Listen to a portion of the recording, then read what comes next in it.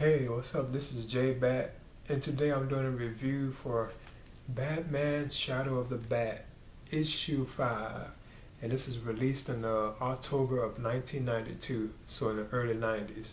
And I've had this for like over 20 years, and this is like a tale about the Black Spider. In fact, that's the name of the this issue too. Is called the Black Spider, and this version of the Black Spider is Eric Needham, the original Black Spider, and because he was introduced in Detective Comics Batman in the 1970s, I think 76, issue 463.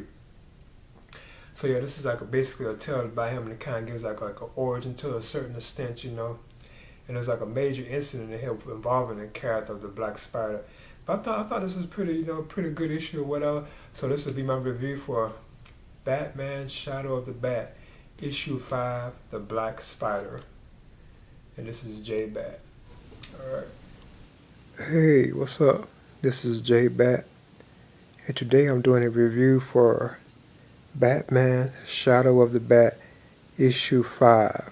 And this was released in October of 1992.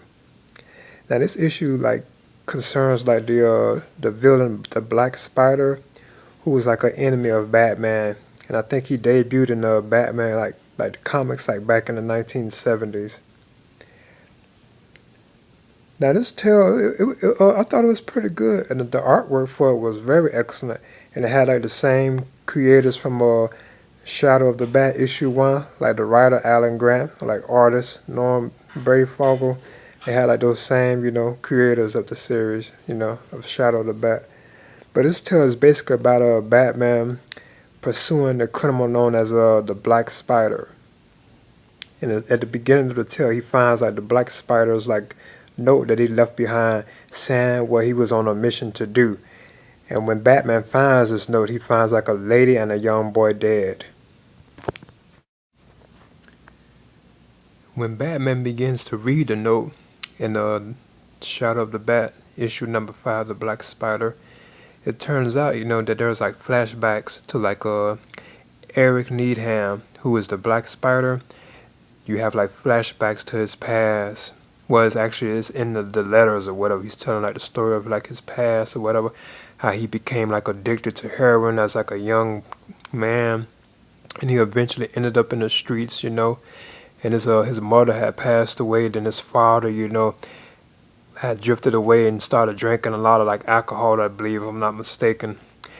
But then at one point, Eric was so desperate for heroin that he tried to rob a store to get funds to get heroin, and somebody tried to stop him, and he turned around and killed him.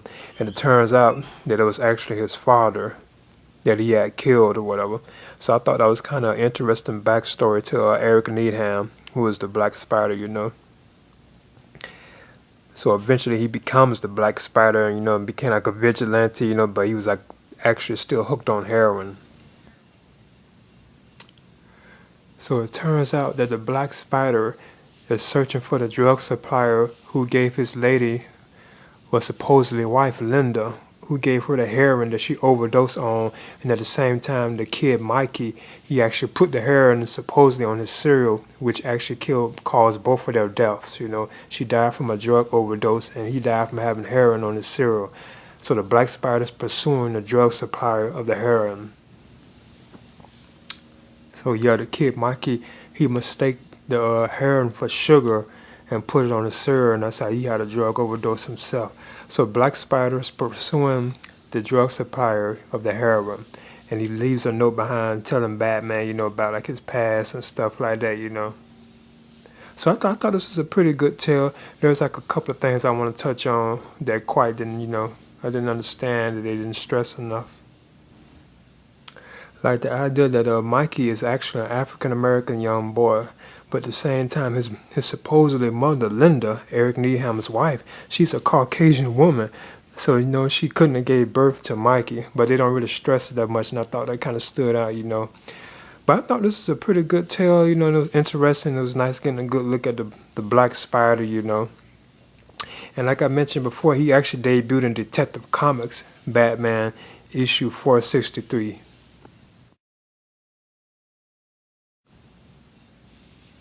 But yeah, I thought this is a pretty good tale, And as I mentioned before, it was really a Detective Comics Batman issue 463 where Black Spider made his debut, not actually in the Batman comics, but Detective Comics.